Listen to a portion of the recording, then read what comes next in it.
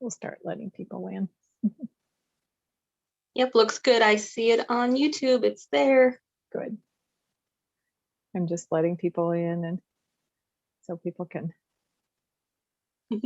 get situated. Good. Good. I missed this program the first time around, so this will be interesting. Well, we'll go ahead and get started here. Let's see.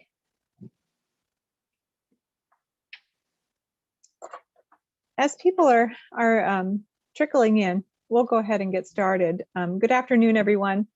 I'm Mary Sorensen, Executive Director of the Center County Historical Society, and I welcome you here today to our virtual lecture series.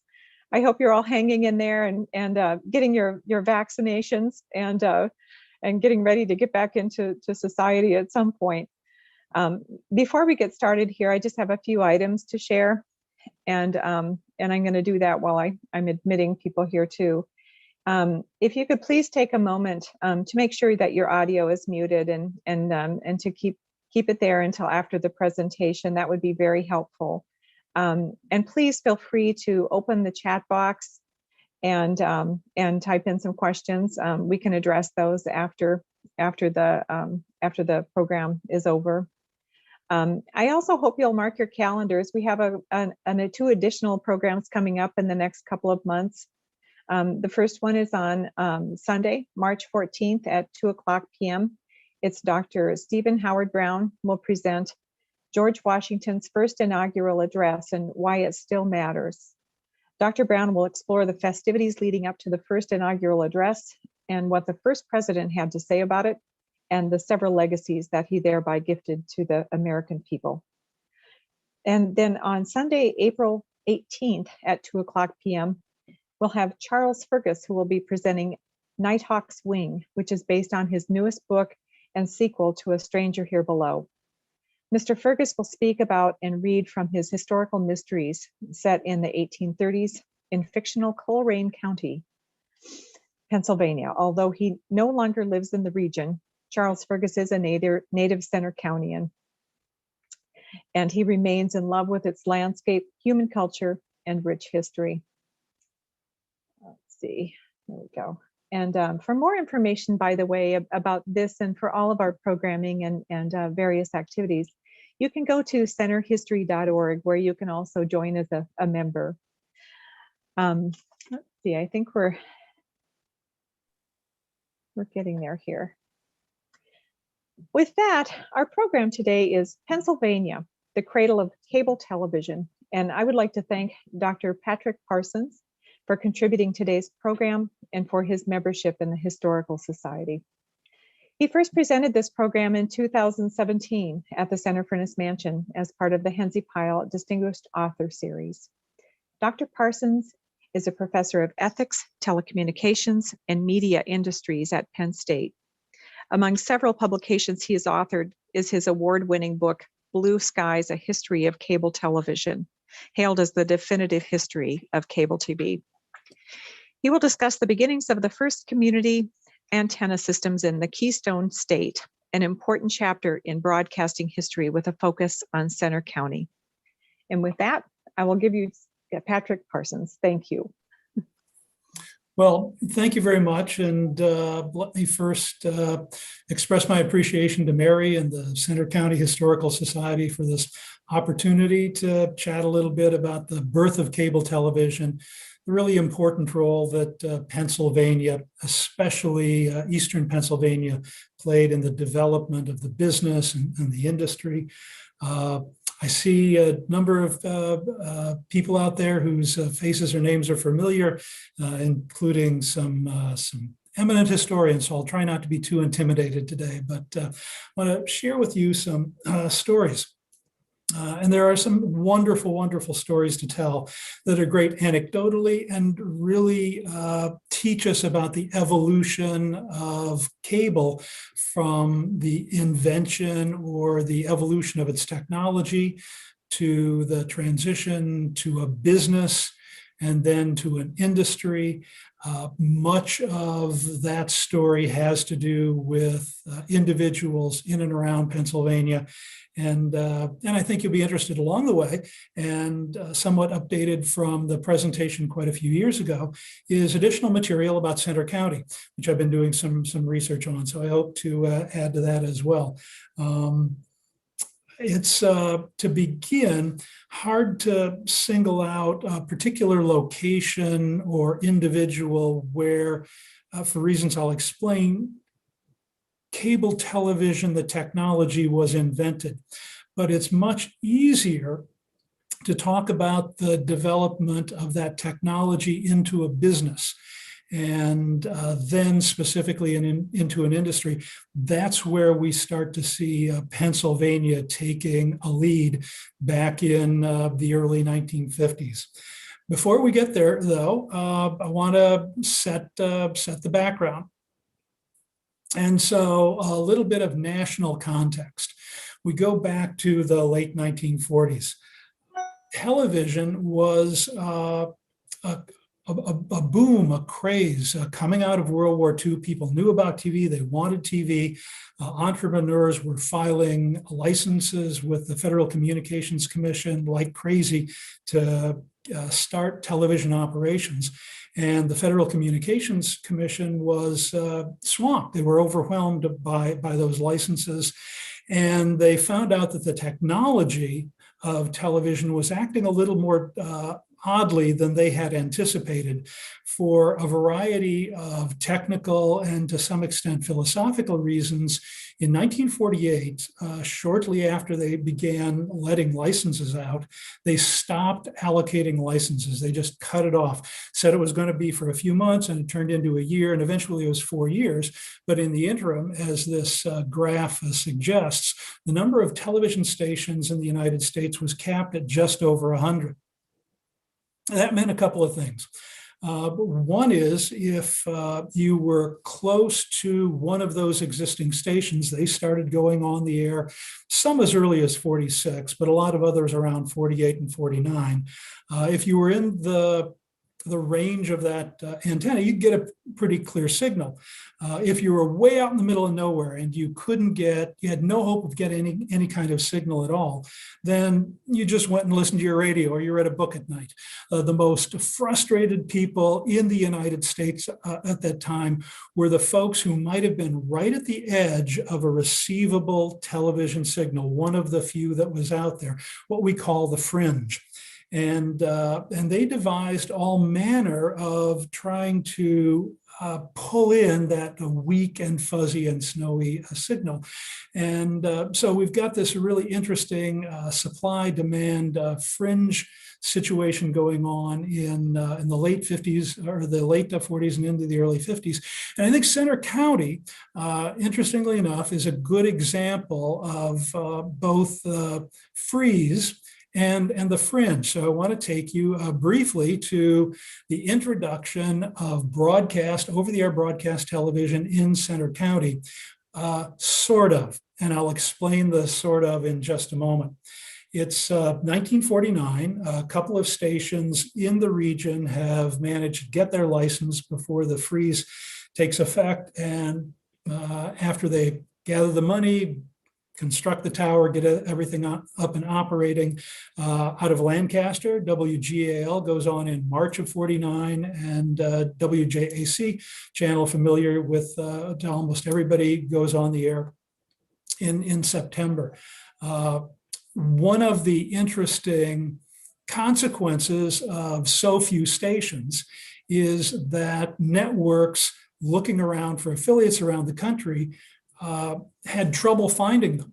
It was a buyer's market if you own the station. So, for example, WJAC, along with a lot of the other earlier stations, because they were the only station in that area at the time, managed to acquire welcomed affiliations with all three major networks and the Dumont network, and they were allowed to pick and choose programming to send out. So if you were getting the signal, you were at the mercy of what WJAC chose to show you that night from the three networks. Obviously, that changed over time. And so 4 years later, 1953, we see a small explosion of new stations as the freeze comes off. Licenses are let in 52, and WFBG, what we know today as WTHA Channel 10, goes on the air. A number of stations in the Wilkes-Barre, Scranton area go on the air. More stations in the Harrisburg area go on the air. So we're starting to get a critical mass of stations. And again, just to go back one slide, you take a look at this number of stations curve, and it just shoots up. All right. So Center County, kind of to the extent we could get a signal at all, had a couple we might have been able to get in 50, 51, 52, more later. But, and that's the sort of what I call the geography of history. And some of you will appreciate that. Even though there was a station in Johnstown and there was a station in Lancaster, it was very difficult for people in Center County to receive these signals. First of all, the antennas were fairly far away, and those signals don't go forever. They have, not to get too technical, but something they call a grade A and a grade B contour. You can see it here in the little inset map for JAC. Immediately around about 100% of the people in the range of the signal could get a picture. A little farther out, maybe 50%. You see that line crosses Center County in about the middle. Down at GAL, that spotted area means maybe no more than 20% of the people in the area could get the signal. It's not just distance, but we have this pesky Allegheny front blocking the signal from Johnstown and a fair number of mountain ranges in between. So we were definitely at the fringe, and people are inventive. That doesn't mean they didn't want television or they didn't try to get it. And so human beings being inventive, they come up with solutions. One of my favorite is the TV booster. Many of you will remember the rabbit ears, all right? You put the rabbit ears up, you put it on your set, maybe you wander around the room until you get a good signal, you open them, you close them. In State College, a pair of rabbit ears wasn't going to be able to get much of a signal. If you're pretty well located, maybe you could get something. But what you could do is go out and buy one of these boxes. This is called a TV booster. I confess that I collect these. I have well over a dozen of these little devices from the late 1940s and 1950s. And what they did was amplify the weak signal and try and give you enough juice that you could get a picture on your screen. You wanted to do that, you could also build a very tall tower. For people who had some money and some time, you could actually put one in concrete, build it next to your house, take it up 20 feet. A lot of people just maybe put a 10-foot tower on top of their roof, even a 5-foot tower. And then you hook a booster up to that. So people could get signals, but most people didn't. Most people wouldn't go to the effort. You'd, by the way, run, remember that thin ladder line or thin antenna lead? Some of you remember that too. Go from your rabbit ears to the booster to your television set. Just as an aside, because I love this story, people wanted television so much. Out in northwestern Pennsylvania, Oil City, deep in the Allegheny River Valley, where signals just passed right overhead. And there were signals from Erie and from Pittsburgh in 49, 50. The Oliver Brothers department store built a very tall tower on top of their 6-story building, could not get TV, and they thought, let's go the extra distance. They went and bought a salvage World War II barrage balloon and flew it above the building with a long line coming down an aerial. It was up there for months and it never worked, and finally they took it down. But it just kind of symbolizes or illustrates how the extent to which people would go to get television. They really wanted to see TV. All right, here's the first evolutionary step that leads us to cable. Imagine you are somebody in State College, or maybe more likely somebody in some place like Tamaqua or Mahanoy City or Lansford out in the coal-rich regions of eastern Pennsylvania. And you've managed to build a tall antenna on your roof, maybe up on a mountain. You've run a line down into your house. You get TV. You've got some boosters. You become the most popular person in town. You suddenly have relatives that you didn't know existed because they all want to come over to your house on a Thursday night and watch TV. All well and good for a while, but then that gets tiring. One of the neighbors says, "Hey, would you mind if I tapped off your line?" And you say, "Sure, fine, why not? That'll keep you out of my dinner, for the next month." And so you develop these TV neighbors. We have around the country evidence of people who were in this situation, and they were getting television and they were willing to run a line with some boosters to the next door neighbor, or maybe somebody down the street who wanted it. Eventually, what you get are these deployed neighborhood systems, what I call proto-CATV systems. And they came in all manner and forms. I want to take you now out to briefly the West Coast and Astoria, Oregon, where we have the first well-documented example of one of these, we call it community antenna television neighborhood situations, sort of morphing into a business. A fellow by the name of Ellie Parsons, no known relations, a part-time electrical engineer. His wife wants pictures to go with her radio, and so he imports a television set, and when the local station, not so local, goes on from Washington, he has an antenna on the roof. He brings it into the penthouse apartment. He's got TV. All these people come in, visitors from out of town. He gets tired of that. He talks with the apartment guy. "Can I run a line down your elevator shaft and put in a TV in your lobby?" And the apartment guy says, "Sure, why not?"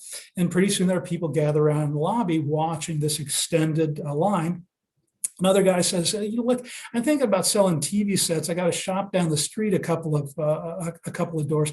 Can I extend that line down there and drive some television sets? I can't get a signal otherwise." And Parsons, "Sure, why not?" Well, it becomes apparent to him pretty quickly that people might be willing to pay for this.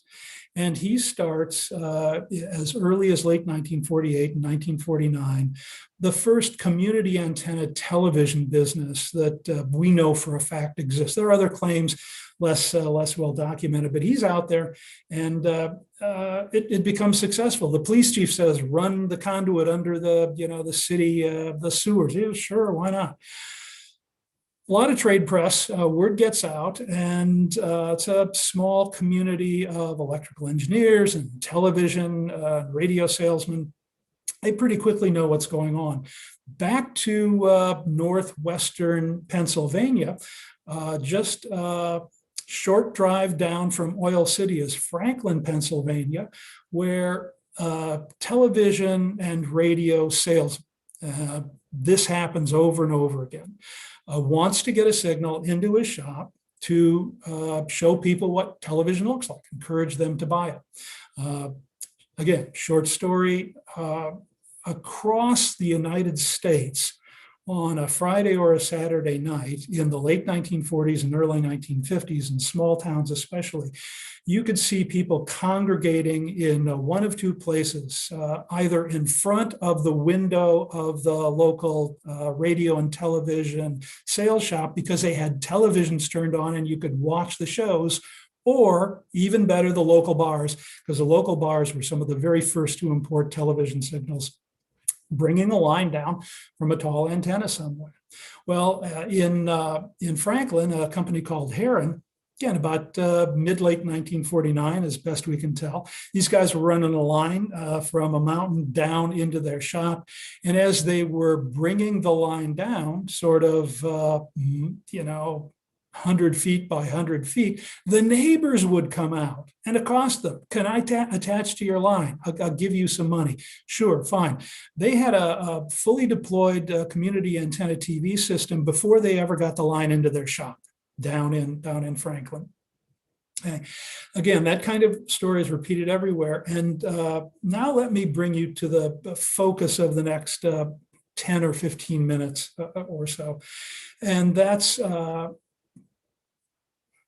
area around Mahanoy City, Pennsylvania. I'm talking Jim Thorpe, Mock Chunk, Shenandoah, Lansford. Some of you have visited out there. They are deep in the river valley. And between them and Philadelphia, where you've got at least 2 and then 3 full power television stations operating, there's a mountain large enough to block all television signals. And so people on top of the mountain, up on Summit Hill, for example, in Lansford, they were getting television, but down in Lansford, they weren't.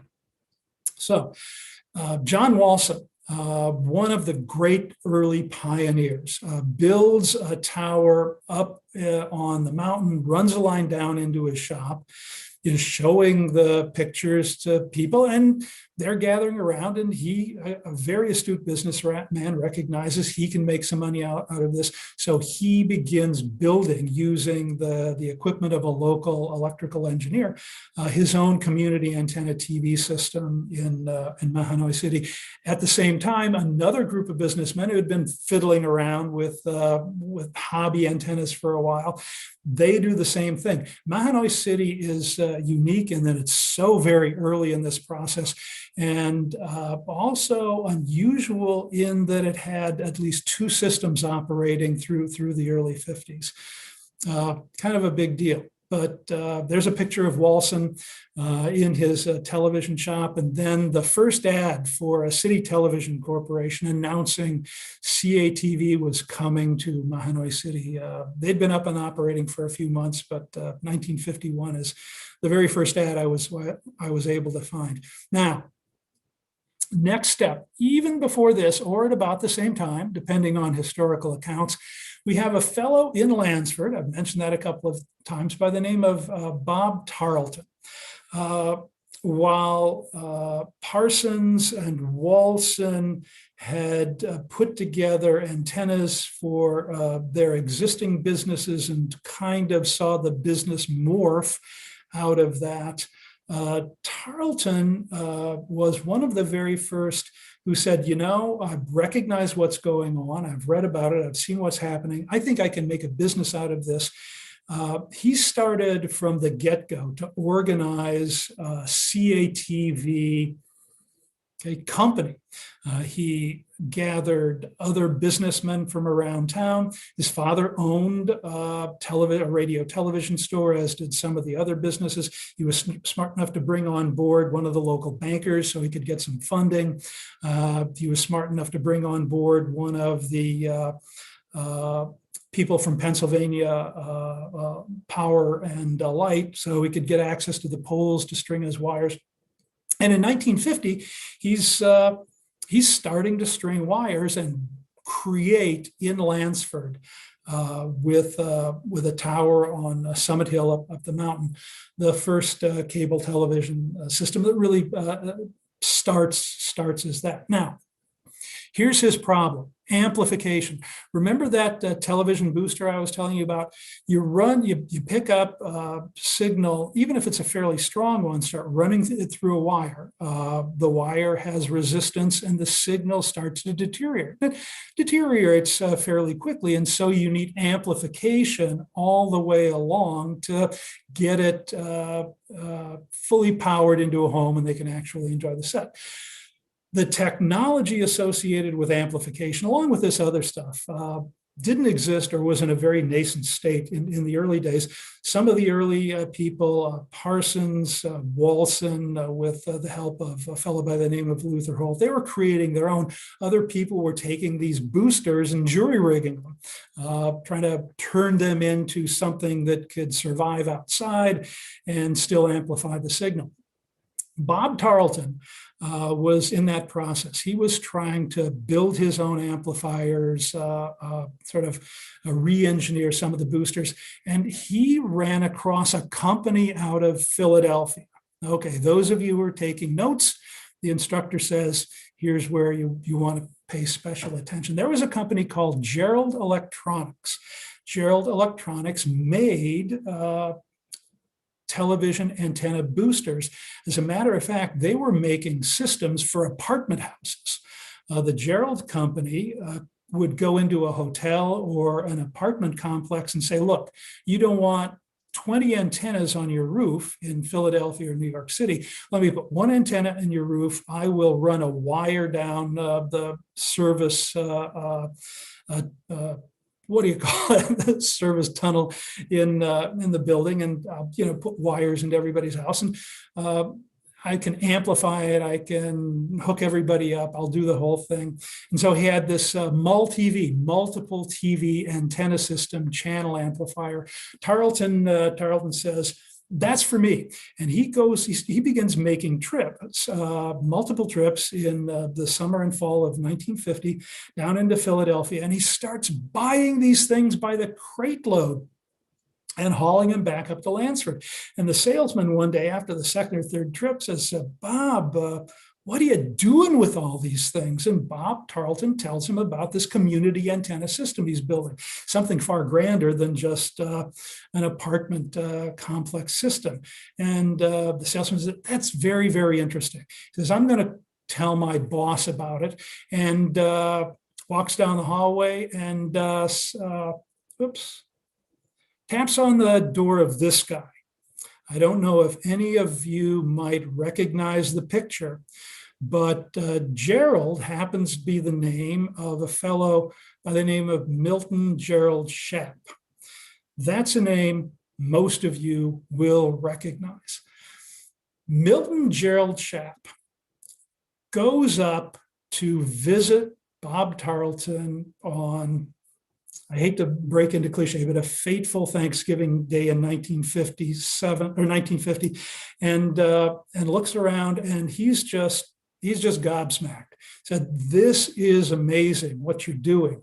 And if nothing else, Milton Shapp was an incredibly bright businessman, well, an incredibly bright politician as well, as most of you know. And he says, "This is a new industry. I can, and I am going to begin making equipment dedicated to the community antenna television system." And Gerald Electronics becomes the place to go to buy equipment for all your needs if you're constructing a CATV system. And for reasons I'll explain in just a minute, to my way of thinking, Milt Shapp, Eastern Pennsylvania, and then expanding out, is the father of cable television. He absolutely is. He begins making amplifiers. He begins buying and making the wires, the kind of devices that people need to put in between the wire and their television set. And he does more than just supply the equipment. He's very entrepreneurial. He goes out and in fact develops a team of people to go out into towns and villages, first in Pennsylvania, but then around the country, looking for likely places that a community antenna TV system would flourish.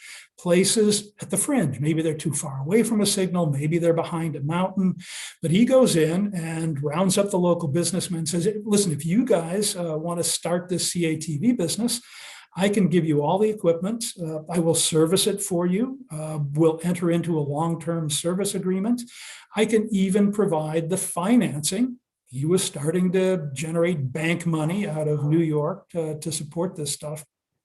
And he begins to seed all of these companies around the state and then around the country. One of my favorite statistics, by 1954, there were 280, by industry accounts, US CATV systems. 190 of them had been built by Milt Shapp and Gerald Electronics. That's big doings, okay? Not only did he build them, took part ownership in many of them, but he simply started his own as well. He built and operated at least 10 of his own systems.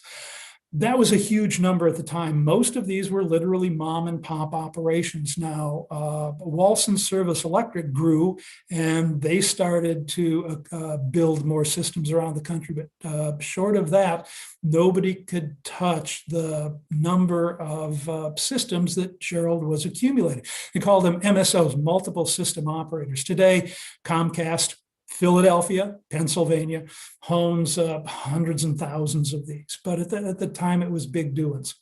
Well, so to kind of bring Milt to a close, he dominated CATV through the 1950s in such a way that the U.S. government got interested in the nature of the contracts he had arranged with all of the people to whom he sold equipments. They made a case that he was engaged in anti-competitive activity and was excluding other competitors, which was probably largely true, and essentially forced him out. Well, of course, he took the money from that and some subsequent businesses, went on to a very successful career in politics. And any of those of you around the 1970s remembers the two-term governor of the state of Pennsylvania, the Commonwealth of Pennsylvania, Milt Shapp. That's not the end of the story of Pennsylvania and the CATV industry. Whether through Gerald Electronics or on their own, because of the geography of Pennsylvania, because of the availability of signals in Pittsburgh, in Philadelphia, in Harrisburg, later in Johnstown, Scranton, and Wilkes-Barre, and the mountains, CATV operations popped up all over the state. As early as 52, another one of my favorite stats, 60% of all of the CATV systems in operation or planned were in Pennsylvania. Okay, 40% spread out across the rest of the nation. It was also the birthplace of the Cable Industries Professional Association.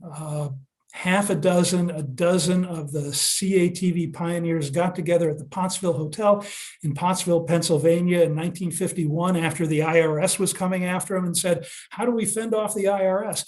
They put together an association, developed a legal strategy. That's a whole nother long but interesting story. And they developed what became their primary professional and business association, the NCTA. By the way, Able Cable, okay, their little insignia born out of the NCTA in Pennsylvania in 1954. And for those of you who might be thinking in the back of your mind, that looks vaguely familiar. Didn't the electrical company have a little icon like that in the 50s and 60s? Yes, Ready Kilowatt. Yes, Able Cable is a direct steal from Ready Kilowatt. Bringing it back, hopefully not too jarringly to Center County, we have in this nation a National Cable Center Museum, originally the National Cable Television Museum and Center, which had its birthplace here in State College at Penn State University. This gentleman will be familiar to some of you, Marlo Froke, who ran Penn State's public broadcasting facilities for many, many years, steady and wise hand. Was friends with a number of the early cable pioneers, and in conversations with them, thought it would be a good idea. This goes back to the mid-late 80s, but really gained speed in the early 90s. Thought it would be a good idea. Time was right that the industry have a museum, a place to collect the documents and the paraphernalia and the artifacts associated with the birth and development of cable. It was housed here for quite a few years at Penn State before eventually it was moved to Denver. All of which is to say that for a variety of reasons, while the idea of the technology may not have had particularly well-located one place where it was invented. I really think the business and most certainly the industry of cable television really starts in Pennsylvania, again, especially in Eastern Pennsylvania. But let's, again, you may have questions, but I know Mary wants to save them to the end. So give me another 10 minutes and then we'll open it up. And let's talk about CATV coming to Center County, and that starts here in Happy Valley. And it starts again after World War II with the hiring by Penn State of some engineers recently released from or coming out of the military in service during World War II. George Haller, Richard Raymond, Walter Brown, the initials HRB. Some of you may remember HRB or later HRB Singer as an electronics firm located here in the State College area. They started out, not surprisingly, doing electrical engineering under contract with the military. So it's military grants. They also had an interest in television, and as early as 47, certainly by 48, they thought they might like to start their own television station. They went in search of a license for a TV station in State College. Unfortunately, they ran into the freeze. No licenses were being granted, so they turned their attention in 51 to this very young idea of a community antenna system. If they couldn't start their own TV system, they would bring one in and make money selling the service to those people who wanted to buy a television set or maybe already had one. The first system, as far as I can tell so far, they put up in Bellefonte. One channel, JAC out of Johnstown. That was the only one that was around and available that they could get. That's the start of it. Within a few months, certainly within a year, they'd started one in State College. Subsequent reports suggest the very first antenna was at Brown's house, and then they moved it to the water tower by the Nittany Lion Inn, and then ran the line down there and out through town. So State College Television Cable Company is up and operating by 52 and certainly expanding by 53. Finally, because these guys are very entrepreneurial, also about the same time, they form yet another company. There's one more to go, Center Video. They're going to be the Gerald distributor for CATV and affiliated equipment. So they've already been talking with Gerald. He's moved in. His people have chatted with them. Okay. Let's move it ahead about a year to 53.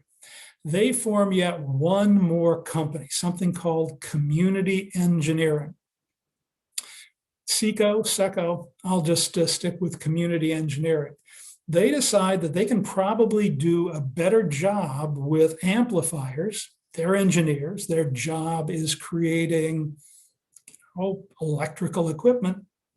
They can do a better job with amplifiers and Milt. Now, won't get too far down in the weeds with this, but for those of you who have a little bit of engineering background or know something about this, Shapp's early devices were something called strip band amplifiers. They were single channel amplifiers, one amplifier for channel 5, one for channel 7, one for channel 9.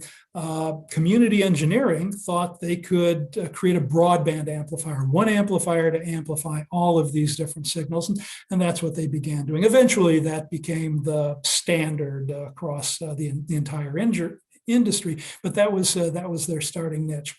At about the same time, they hire this young man, also a veteran, a Navy guy, an Iowa engineering degree by the name of James Palmer.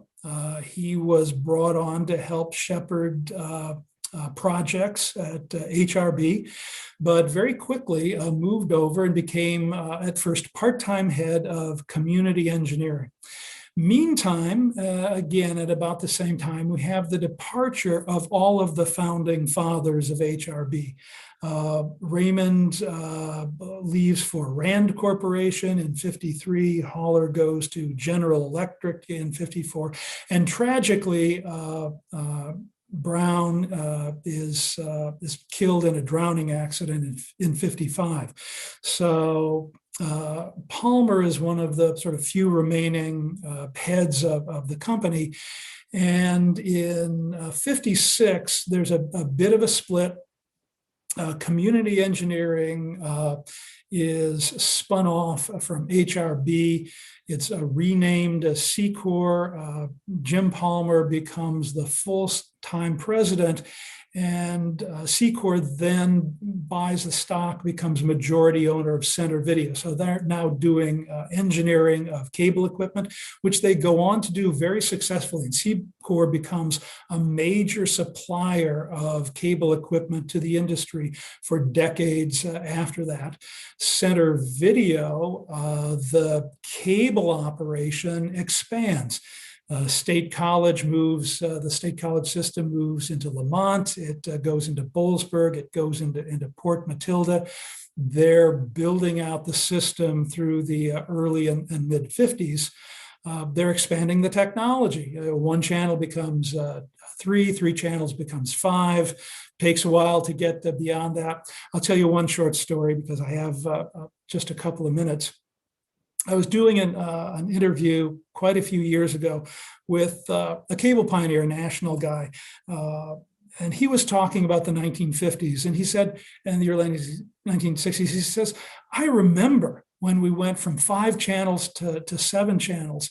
It was astounding. It was amazing. We could give customers so much more television programming. Then we went to 9. He says, then we went to 12 channels. And I thought, I said, that's it. That's as far as we're going to get. I just can't imagine who would ever possibly want more than 12 channels of television. It's just unimaginable. So you get to 5 and you're doing pretty well. The number of subscribers, of course, hand in hand expands. Jim Palmer, in his oral interview, says he remembers when he took over the State College and Bellefonte system at the time. The State College system only had about 280 subscribers. Bellefonte had what he called 500 very irate cable customers. Irate because the cable service was abysmal. It was always going out. It was terrible to begin with.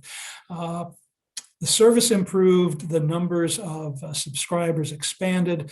By the late 1960s, there are 3,500 cable subscribers in Bellefonte, 6,000 in the State College area. And Center Video's cable operations, they buy into Pittsburgh, they buy around the state. They have 70 CATV systems by 1970, when Jim does what a lot of people who were pioneers at the time and had built up these small systems into fairly robust businesses did. He cashed out. He sold out for millions and millions of dollars to a company called TCI, which upheld it, and eventually it comes to Comcast. But that's really the story of the early origins of Center Video and C-COR, but just not to leave without giving a nod to other systems around Center County, because while Center Video was the biggest game in town, they weren't the only game in town. Snowshoe went on the air in the early and mid 50s, its own cable company, 120, so mid-late 50s, 125 subscribers, 4 channels. It was a bargain. You could get cable service for $2 a month. The going rate in the mid 50s was, a State College customer would pay something like $5 to have the signal hooked up, and then you would pay $4.50 a month for the service. You know, a lot of money at the time, but people really wanted cable. The Milheim TV transmission line was a little different. And there were a few of these around the country. It was subscriber owned. So you paid a big chunk of money up front, something like $135 for installation, but then you were part owner and you didn't have a monthly fee. So in the long run, it worked out. Probably paid an annual maintenance fee. Up in Phillipsburg, they had an antenna up on the Allegheny Plateau. They could get signals from Pittsburgh. So they could get KDKA and WTAA AE out of Pittsburgh because of where they were located. Long story short, by 1965, 90% of the homes in Center County had a television set. Not always hooked up to cable, but very often so. All right. Tell you what, I have another half an hour of stuff I could tell you about. Wonderful stories about, I'll leave you with two things in the 1 or 2 minutes I have left. Just getting the money, building the system, maintaining it, customer relations in the early 50s was a challenge. These were mom and pop operations. They didn't know if they were going to last. They figured the freeze would end, television would rebound, nobody would need them, or AT&T would come in, buy them up. The very earliest days of community antenna TV, these boosters, these amplifiers, they had to be powered electrically, and they were often powered by the customers. You'd put one of these amplifiers on the home of a customer and then plug it into the customer's house. So the customer was actually supplying the power for the amplifier that drove the signal down to the next house.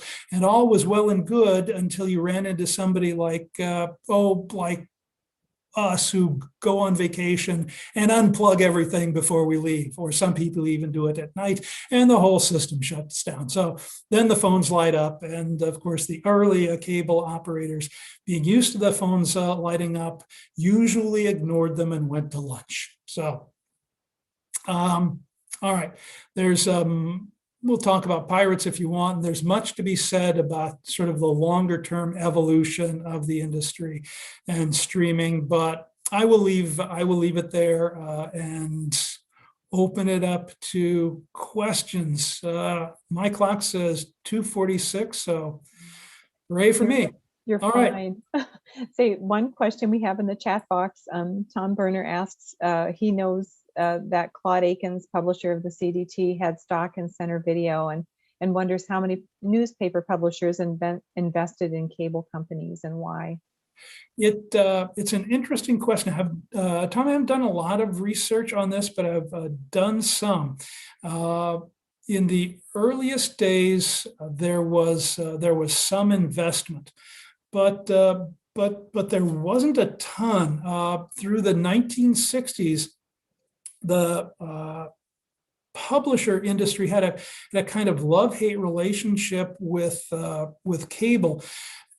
As often as not, as if they were in broadcasting before and within certain sets of FCC regulations, they would own the local broadcaster. So it was not unusual for a newspaper in a medium or small town, sometimes even larger ones, to own the newspaper, the radio station, and the television station.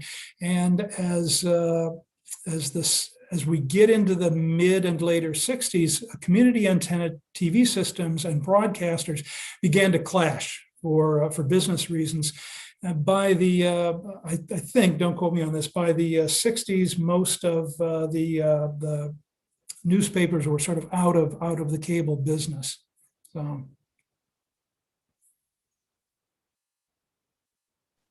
Patrick, one more question in the chat box. What was the reason for the limited number of stations in the early days? And this is from Jim Karen. Okay, so if we go back to post-World War II, and I'll give you a little bit more detail. The technology, tell you what, we'll go back to the technology was in place to build out broadcast television before World War II. I'm trying to get my screen over. Okay. But of course, World War II intervened, and all work on television technology, and of course, the business of technology, came to a halt. There were, I want to say, again, don't quote me on this, somewhere between 20 and 50 television stations that were actually operational in a very limited way through World War II. Two things were going on in post-World War II recovery. One was huge pent-up demand for television. Again, this wasn't a secret. People knew about this. They had been anticipating getting a television signal in 1939 and 1938. Never happened. And so they were really eager to see their first TV show. In the meantime, as I said before, a lot of people wanted to get into the business. A lot of licenses were granted by the FCC, but as stations started going on the air in 1947, they discovered that the signal generated by a television station went much further than any of the engineers had anticipated. So by a very crude example, a station that had been given channel 2 or channel 3 in, say, Baltimore, that the FCC didn't think would interfere. I'm just using a very rough example with a channel 2 or a channel 3 in Washington, D.C. They didn't think the signals would go far enough. Lo and behold, they did. They found that a signal on channel 2 in Philadelphia would interfere with a signal on channel 2 or even an adjacent channel 3 in Harrisburg. I said, this isn't working. We're going to shut everything down. There were also people wanting to talk about the deployment, the adoption of color technology. All of this was black and white at the time. There were other questions about how are we going to equitably allocate this important scarce resource around the country. And so again, in 1948, the FCC says, we're not giving any more licenses for television stations. They froze the number at about 100 operational stations around the country. And so there were 100, I think it was 107 stations that were on the air for about 4 years until the freeze was lifted in 52. Stations began going on the air again in 53. During that time, there just weren't any stations that you could get. So Altoona, Johnstown had its one, Lancaster had its one, Altoona didn't get one until after the freeze, State College didn't get one at all. So that's why there were so very few stations until the FCC lifted its ban. And then again, this is the number of stations. It just takes off. By the end of the 1950s, we see 500 stations around the country. The 1950s really is the steep diffusion curve. I don't have that, but it's not just television stations. The number of homes, which starts in the single digits in the late 40s, early 1950s, the number of homes with television sets in the country goes to well over 80%, close to 90% by 1960. That really was the TV explosion. I hope that's responsive. And Pat, another question. We have a couple more questions here. Why was the Cable Museum moved from State College to Denver? Oh, I was hoping somebody would not ask that.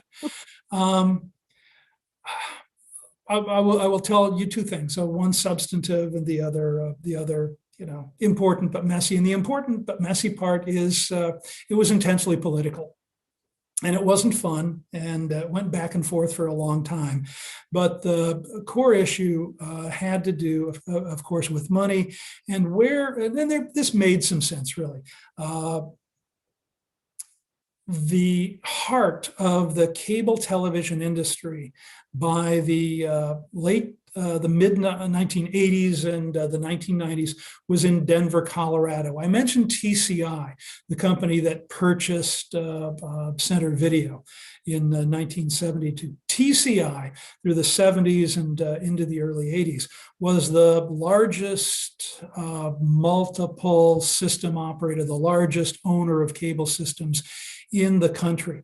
There were a number of other system operators as well. Many of them were based in Denver. Along with TCI, there were dedicated industry bankers, financiers that just provided money to people in the cable industry. And and consultants who did the matching of money to entrepreneurs. They were all based in Denver. And Marlowe and a number of the other people who were behind the hope to develop and expand the Cable Museum needed money. And where are you going to go to get money? You're going to go to TCI. You're going to go to people like Daniels and Associates. You're going to go to these big companies. And their response, especially from some folks at the TCI, a fellow by the name of John Malone, who had outsized influence in the industry, I said, I'll tell you what, I will share with you the only meeting I was in, I didn't have with, but I was in with the head of TCI, John Malone, at a cable convention in the early 1990s, and there were a group of people. I was a backbencher. I was sitting way behind everybody else, just listening, and they were pitching this to Malone, the head of TCI, the cable giant. And they were talking about the Center Museum and an affiliated and associated idea they had at the time, Cable Labs. They were asking for money, millions and millions of dollars. And Malone looked at him and said, okay, what's in it for me? That was usually his starting and ending point. What's in it for me? And the bigger issue was, why should we spend tens of millions of dollars to fund an operation, not to be self-pejorative, but fund this little place in the middle of a cornfield in Pennsylvania? If we're going to have a cable museum, it's going to be here in Denver, where the action is, where the heart of the cable industry is. Eventually, the money talked, and they said, yes, we'll move it to Denver. They have now in Denver at the University of Denver, a gorgeous multi-million-dollar building, very contemporary, housing all the artifacts, all the oral histories, all the material. It really is a nice facility.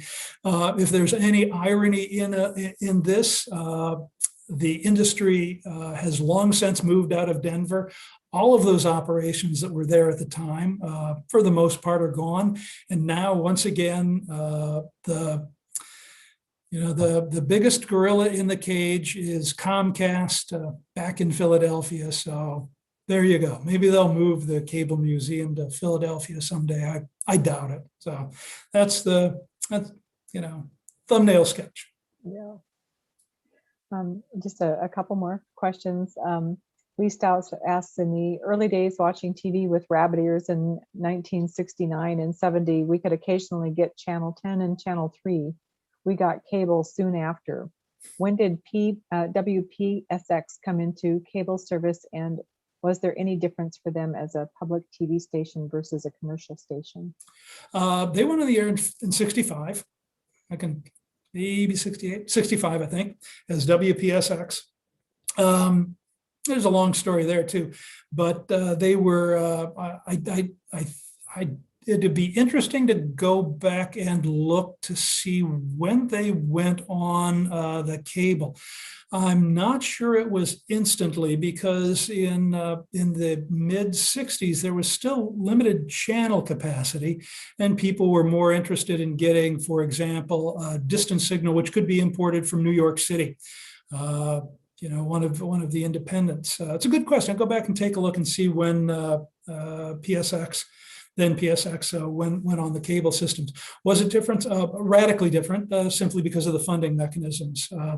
Public broadcasting is viewer funded or federally supported if it's not affiliated with a university or an educational institution. PSX, I was just reading Katie O'Toole's history of the early days of WPSX, and was reminded that the call letters, WPSX, the X stands for extension. It was an extension of the outreach mission of the university. So that was considered to be a service that the university provided, educational programming and similar sorts of things. No ads, not even any underwriting at the time. So you had dramatically different programming, entirely different business plan, if you will, very different kind of thing. When cable is, I'm going to have to go back and take another look at that. I'll find out. And by the way, we don't have the time, but I'm always interested in people's anecdotes and stories or things you remember. Anybody who, especially their parents or grandparents, built a tall tower and got a signal. I collect these. I love to hear more about them. Well, there's one more in the chat box, and then if anybody, or actually two more, and then if anybody wants to unmute and ask, that you're more than welcome to. So Andrew DeCaratu asks, fast forward to today and referring to FCC, what is the obligation of over-the-air stations when interference of digital leads, not to losing color of shades, but completely scrambled signal? And why are they not required to offer internet-based service? So two questions. If I understand the first correctly, contemporary television, like old television, is digital, is prone on occasion to interference and the breakup of the signal. There are general service obligations when you get a license to provide good quality technical service to the public. So there's a kind of a general legal requirement to do that. More importantly, the television stations desperately do not want their signal to break up. That makes irate customers, and that's the last thing in the world they want. So they try very, very hard to get as good a quality a signal to everybody as they possibly can, including, believe it or not, the cable operators. With respect to providing broadband, that's an interesting debate. Your cable provider is likely to be your internet provider. So at my house, we get our broadband service from Comcast along with our cable system.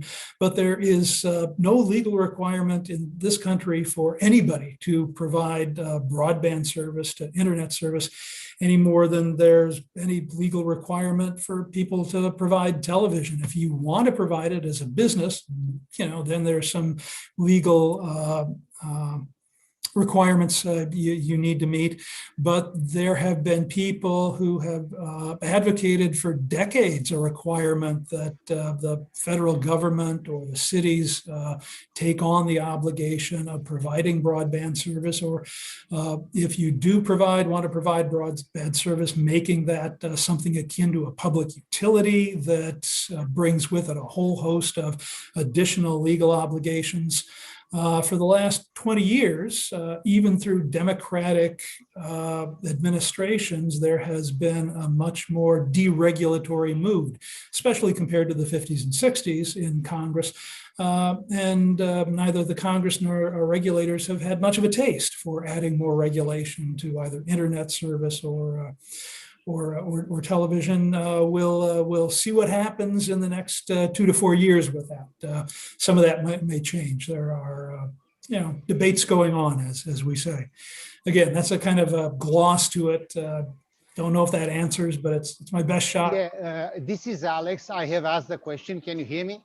Yes, I can. Yeah. So, sir, it's actually not about why they don't provide broadband. Okay. Okay. The question is the following. If over-the-air stations have promised to offer a reliable signal to households, right? And over-the-air cannot be in digital. I live in State College, Pennsylvania.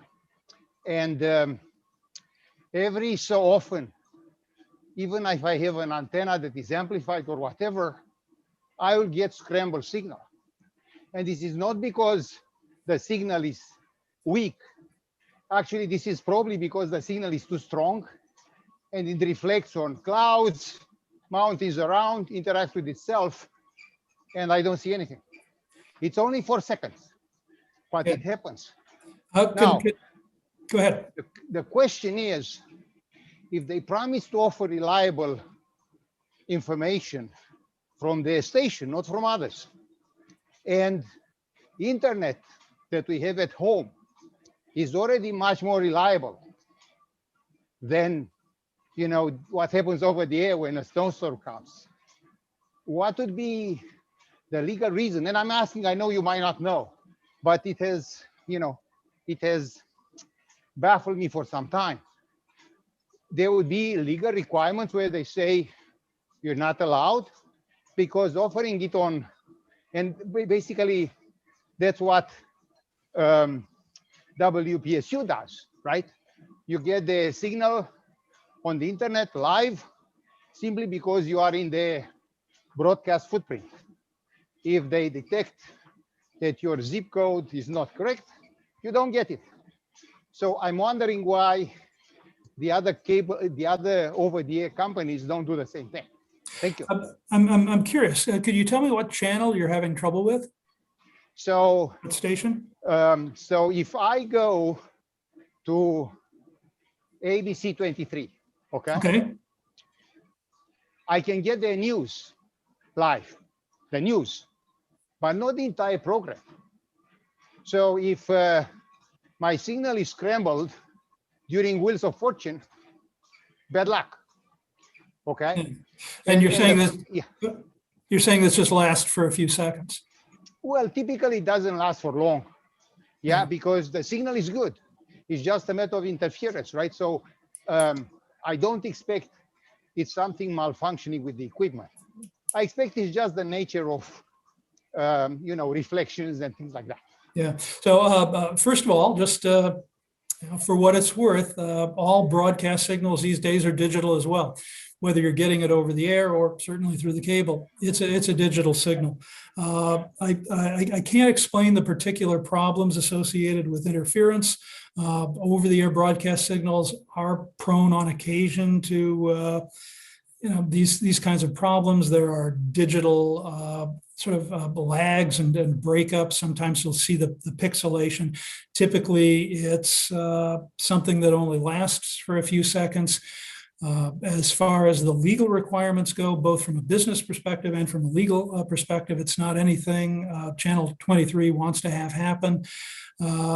You might want to fiddle around with, different antenna positions or different equipment, maybe even contact the station. If, for example, there were a continuing technical problem that Channel 23 had interference with most of its customers most of the time, a whole lot of complaints would be lodged with the station and then with the FCC. And the FCC then would come in and take a look and see if the station were operating in the famous old phrase, the public's interest, convenience, and necessity. And they could fine the station if there were serious technical problems. To me, this sounds a little bit more like a kind of an isolated issue. And so are there laws in place? Yes. Not sure they're going to have be much of a help to you right now, though. I'm afraid. Without knowing a little bit more about the situation, that's probably the best I can do. Thank you, Patrick. Thank you. The last question I have here from Jim Karen is, what is the evolution of the wires used for cable? Oh, well, okay. So you may or may not remember. They call it and sort of antenna line, ribbon line. So if you are of a certain age, like me, you remember that flat sort of ribbon. It was flat in the middle, black plastic or brown plastic, had the two little bumps on either side. That's the kind of thing that you would run from your rabbit ears to your television set, or maybe even from a rooftop, probably from a rooftop antenna down to your ribbons, down to your television set. Late 40s, early 50s, that was the kind of wire that people were using, attacking it to trees and fence posts and illegally to the power company and the telephone company poles, until they figured it out and began charging you for that. So that's sort of the first phase. The second phase is coaxial cable. Coaxial cable gets its name. I have diagrams that take too long to pull it up, but you've got, instead of two wires running side by side like a lamp cord, you have a center conduit, usually out of copper. Around that, a thick coating of what looks like foam, a sort of dielectric, and around that, second braided or solid copper coating, and around the whole thing, a shield of rubber or plastic. And the electrical nature of this is such that the signal, the television signal, can travel in that foam dielectric between the core copper in the center and the exterior braided or solid copper jacket. And it has tremendous capacity. You can put dozens and then hundreds and then thousands of channels of television on that cable. It was actually developed by AT&T to carry their cross-country telephone traffic and then their television interconnections in the 1940s. So it's a brilliant invention. That has been the standard up until the last 10 or 20 years, and it's still in heavy use around the country. Most of you take a look. Right now, the cable that comes out of your wall and connects to the cable box is a coaxial cable, and it's technically what I just described. It's a version of that. The cable companies use much larger ones, but it was in operation for many, many years. What people were able to do was create technology, especially signal propagation and signal amplification, that greatly expanded first in an analog form and then later in a digital form, the number of channels you can send in with digitization of the signal and digital compression. Now you can put thousands of channels in this space. Next phase, well, actually, there's one more since you asked, but the next phase is fiber optics. And fiber optics is, instead of wire and copper, we move to glass, okay, a glass fiber. The signal is generated and amplified by digitized pulses of light. And because of the wavelength of light, won't go into this, you get even more capacity. And you can get 10, 100, 1,000 times more capacity in a fiber optic system than you can even in the best coaxial system. Okay, are you ready for the future? 5G. So whether it's coaxial cable or fiber optics, it still requires money to buy and build out and install. 5G wireless provides the bandwidth equivalent to some of the best fiber, and it can be mounted on a telephone pole, and the effective range is a couple of miles. The bang for the buck associated with that is incredible. And so maybe not in my lifetime, but in your kids' lifetime, certainly your grandkids' lifetime, we're going to probably see a movement to wireless distribution of all internet and what's left of cable, and a decline of any kind of wire-based communication. So it's probably more than you wanted to know, which is what I'm a specialist at. Oh, thank you so much, Patrick. Are there any other questions? Okay, it looks like that's it, and we really appreciate your program today. It was really fascinating, and I want to remind everybody that this is on YouTube also, so you are always welcome to go back, or if you know someone who missed today and you think they would enjoy it, they can pick it up on the Center County Historical Society YouTube channel, and you can just Google that and it'll come up for you. But we really appreciate everyone coming today, and we're looking forward to the day where we can get back on site and have an in-person program again. But again, I hope everyone is doing well, and we thank you for coming, and thank you again, Patrick. And thank you, and thank everybody. Appreciate it. Yeah, you can unmute and clap if you'd like. Thank you so much. All right. Okay.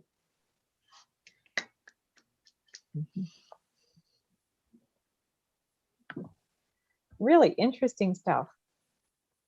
Fun too. I enjoy it. Yeah, I think that that was a good one. I think people will really enjoy coming back to that too on YouTube. Thanks. Yeah, I guess I had a chance to update it with some Center County stuff. Thanks to Ford and Lee. Right, right.